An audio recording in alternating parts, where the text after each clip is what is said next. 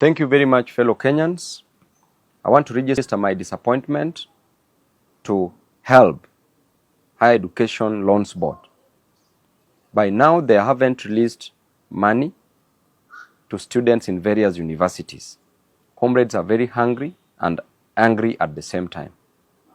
Students cannot go to class because HELB has not been released, hence cannot pay for varsity fees.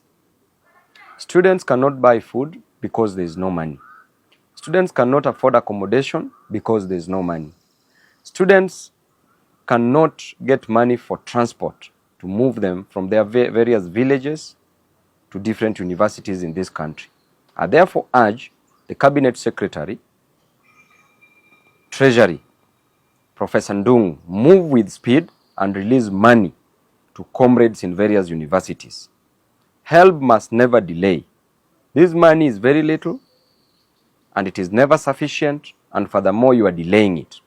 I want to urge all student leaders in this country, in various universities, in different counties, different regions, do not sleep.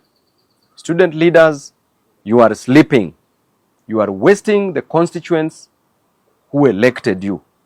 Instead of representing them, you are misrepresenting them. You must wake up, you must come out, you must call for demonstrations. Let HELB not delay even by 1 minute. The moment HELB delays, there's a lot that is happening in the lives of the students.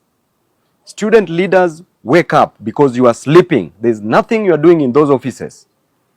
HELB must never delay. University fees must never be increased. During my time, town would be upside down. You must organize for demonstrations as soon as possible. Never destroy school property, university property. Never destroy any property of the public.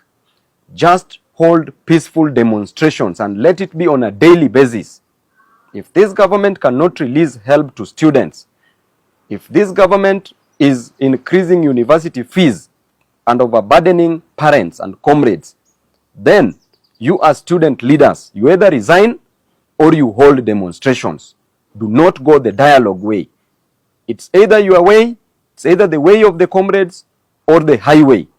Do not play with the lives of the comrades who elected you. Some are sleeping, some are doing nothing. We must never joke around with the lives of the students. Thank you and God bless you all.